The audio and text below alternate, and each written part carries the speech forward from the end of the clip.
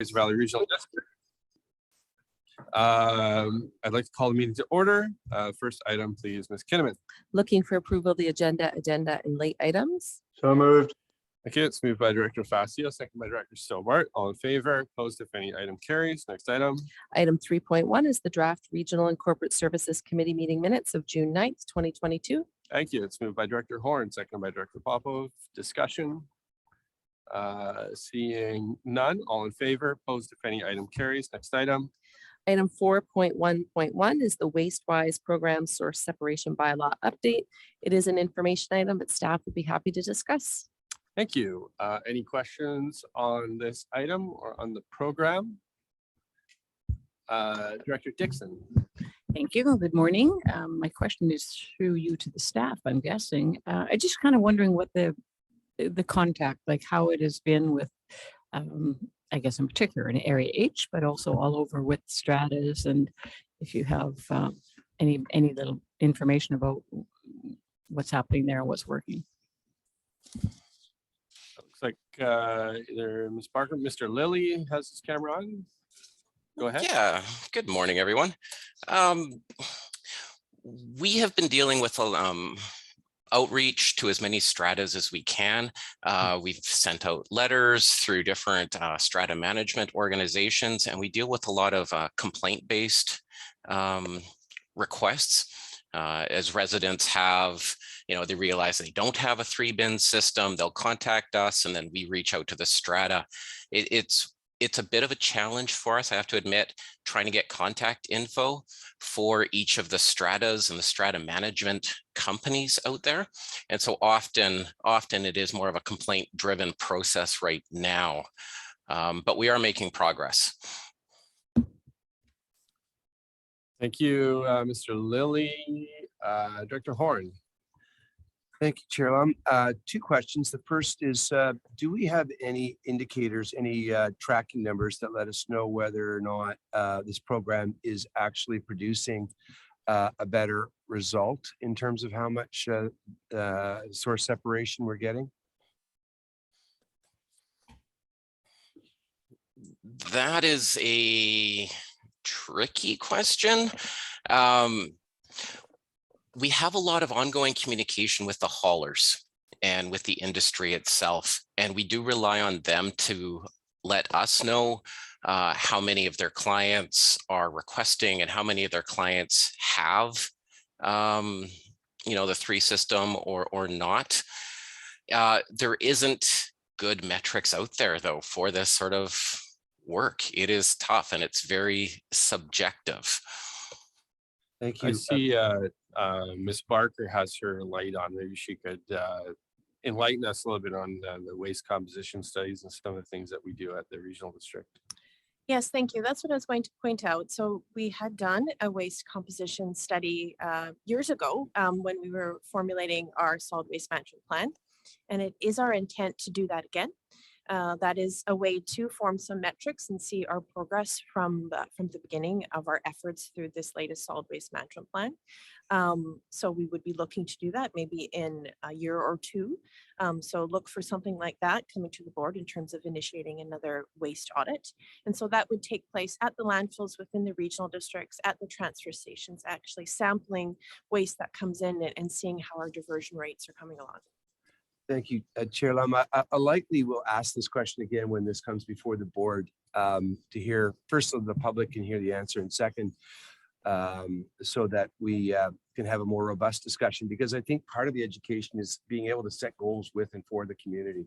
The second question I have is, in Mission, we're using an app, which I have found to be somewhat unsatisfactory. I believe it's called Recycling Advisor. I don't know whether or not we have here explored something like an app. Is there something out there that staff have considered that a person could look at quickly and be able to determine where certain products should go? It's been a challenge, I know, even in my own household, trying to figure out where certain products are supposed to go, including whether they just belong in the garbage. I think there's been a bit of a mismatch between the different communities. Some communities use certain different apps. In Chilliwack, we used our own that we developed, the Chilliwack Collect. I think it's based on an app that's out there. It may even be the same one. I know they use that Recyclopedia. They link directly into that, where they have different access to where you could take certain things and different resources you can use in the community. But I don't know if we've ever contemplated something region-wide. Mr. Lilly or Ms. Parker, is there? I know you have a lot of I'll resources. jump in there. I know as a regional level, we are a member of Recycle Council of BC, and we are full support of the Recyclopedia app that is fairly effective. Municipalities can choose, their own app, but at a regional level, I think the Recyclopedia does make sense. I think that, so I'm just looking at our app right now, and I'll show it to you, Director Horn, because you can actually link I think we use the Recyclopedia as a database, the backend for we call it the Waste Wizard, and you can actually search on recyclables exactly where and what you can use. It's very similar to the Recyclopedia with the. I think I have a suspicion that's probably running the back end of that. So. Thank you. I'll just wrap up my comments saying, again, this is something I'll likely raise at the regular board meeting, and I would encourage staff to think about making people more aware of that app if it does exist. I know it's the way most people try to figure out what's going on with their waste materials. So the more we can do to get that out there, the better. Thank you. I see Director Blue and then Director Engar. Thanks very much. And thanks for bringing this forward. It's such a complicated thing. I think that people really do want to do the right thing, and they just are confused about, what the right thing is to do. I live in a multi-tenant building. We've got almost 200 units that have a mix of residential, which is the largest part, and then commercial, one of which is a restaurant. And there are a number of rentals. So people are moving constantly. There's a lot of movement, and individual residents don't know sometimes even what municipality they're in. Like they might be traveling nurses here from Ontario or something like that. And so trying to figure out, they see the bins, the residential bins out on the street for pickup, and then they're wondering, whatever. And there is some signage from the hauler in our garbage room, but, something like if we had, a standard system in terms of, some of the apps that we've been talking about with, with a QR code or something, and some information about that we have goals. This is important to us. I think that communication would help. I know it's a lot of work keeping this going on, and the haulers have their own challenges with their drivers sometimes providing inaccurate, dated, or political information about what they're doing. And so I encourage you to keep on and to do the good work that you're doing. There's, I think there's some progress being made, and I'm seeing that people are caring about this, but it's just such a big uphill climb. So just thought I'd offer those anecdotal comments and encouragement. Thank you so much. Thanks, Director Blue, and I agree with you. There is a bit of a difference also between the municipalities in terms of what items are currently being banned, or what items are, for example, the city of Chilliwack is looking at the single-use plastics, and we're a little bit ahead in terms of banning plastic bags and some of the things. And I know you can't go to too many places in the city of Chilliwack without seeing a giant sign that says, "The city of Chilliwack has banned these. Thanks to the city of Chilliwack, you have to pay 25 cents or something." Anyways, and we get a lot of emails, as the mayor will attest, to people saying, we are going to search through the minutes and find out whoever voted for banning plastic bags and make it our mission to ensure you never get elected again. So not that any of us are bitter, but it's doing the right thing. And I think if we had to do it again, we would. And hopefully the other communities in the province and the feds get on board with that as well, to make it easier in the region to know, what is being banned and what to expect when you go to the grocery store. Director Engar. Thank you, Chair. I just want to acknowledge staff that we've had a transitionary time through COVID, and it has set us all back on all these projects. So thanks for your perseverance, and I'm sure things will be proceeding well from here on out.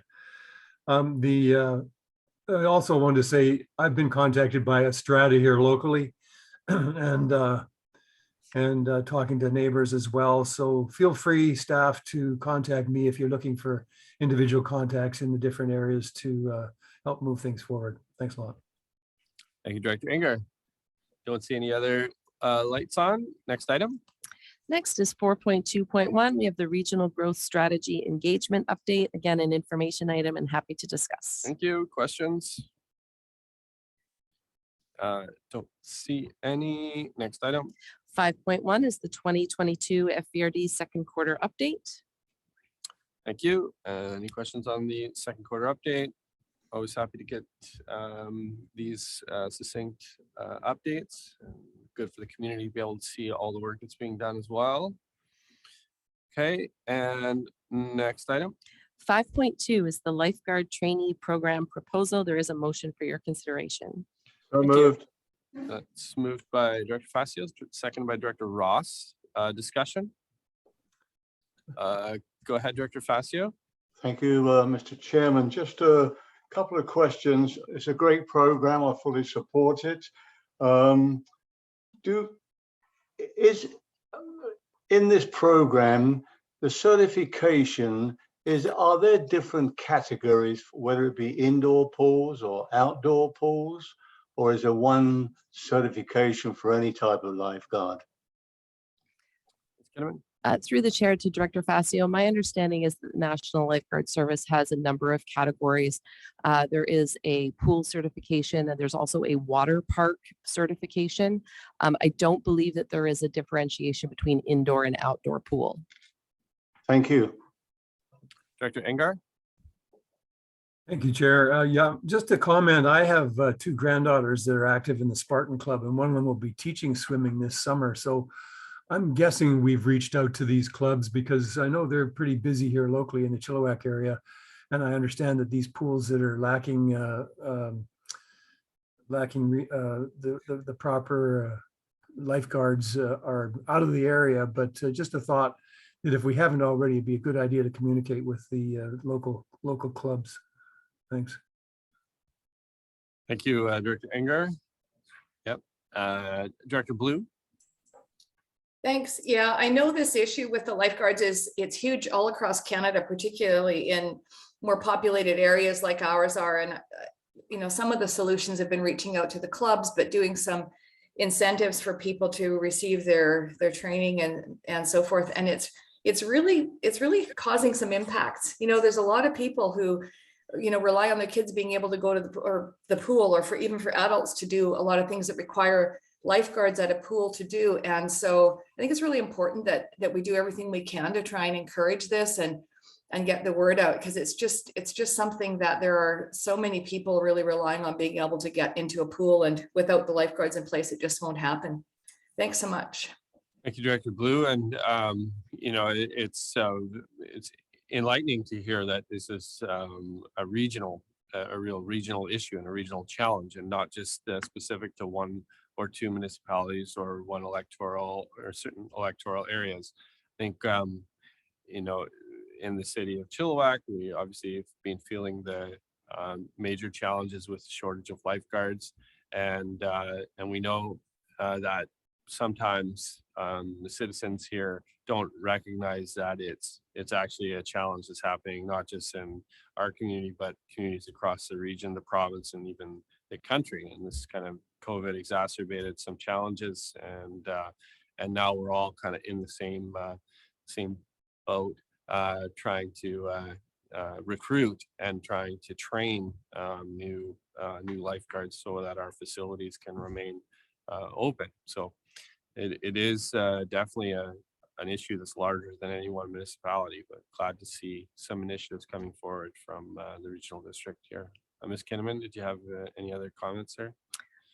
Thank you, Chair. No, I guess I just would comment that There were many knock-on effects from COVID and some unexpected consequences of a global pandemic, and this would be one of them.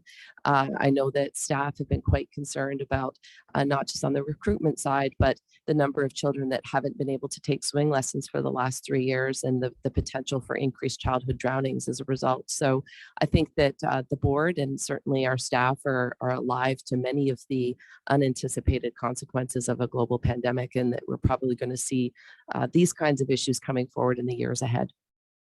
Thank you, Ms. Kinnaman. Okay, I don't see any other lights on or comments, so I'll call the question. All in favor? Opposed, if any, the item carries. Next item. Moving down to reports by directors. Thank you. Directors, be your opportunity. Director Horn. Thank you. Just wanted to update the RACS committee, and I'll do again the same thing when we get to the larger board meeting of some ongoing conversations between the City of Mission, the electoral areas for which are overseen by directors Davidson and Stobart, the Campbell First Nation, and we've been dealing with Ms. Kinnaman as well, and with the Dudney Alouette Improvement District, Dudney Area Improvement District. I'm sorry, I do that every time. In dealing with the very complex issues around the Hatzic watershed and trying to finally mobilize around the report on the Hatzic Lake Management Plan that was completed in 21, but has not yet been acted upon. So thanks to Director Davidson's close combing of the report, we realized that really we should be holding the current ministry is not called FLNRO, but Forest, Water, Lands and Resource Stewardship is what it's called now, to the fire in terms of the obligation to lead that process. And we've done some work to try and make sure all of the stakeholders are working together. And we'll have a letter going out today or tomorrow, hopefully with everybody's signatures to them. At the same time, we heard that Emergency Management BC had assembled a table with the specific function of addressing the cross-boundary issues as a result of last year's atmospheric river. And in fact, they reached out to me late yesterday for a meeting today. So the messaging I'll be passing on to them is that we're working together and that those tables should be multi-partite.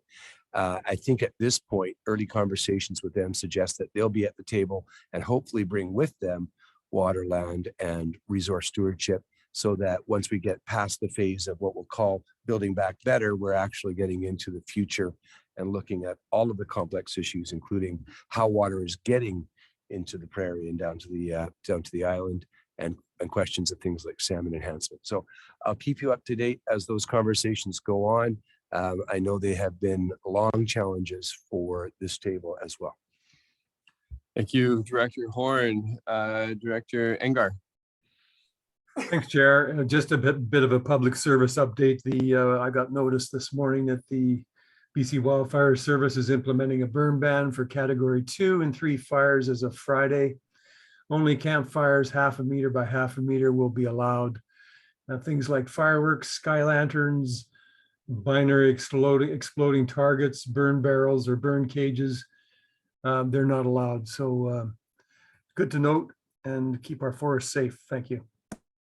Thank you, Director Engar. Thank you for all your advocacy work around Fire Smart and always keeping us informed on that angle. Any other reports from board directors? Don't see any. Next item. Item 9 is public question period for items relevant to the agenda. So we'll just turn things over to Jamie Van Ness, our corporate officer. Good morning. We do not have anybody joining us in person today. We have nobody online, and we have not received any written questions. Thank you, Ms. Van Ness. Next item. Looking for a resolution to close the meeting. Thank you. So moved. Facio, second by Director Pranger. All in favor? Opposed? If any, item carries. We'll take a couple 2 minutes. Yep. Thank you.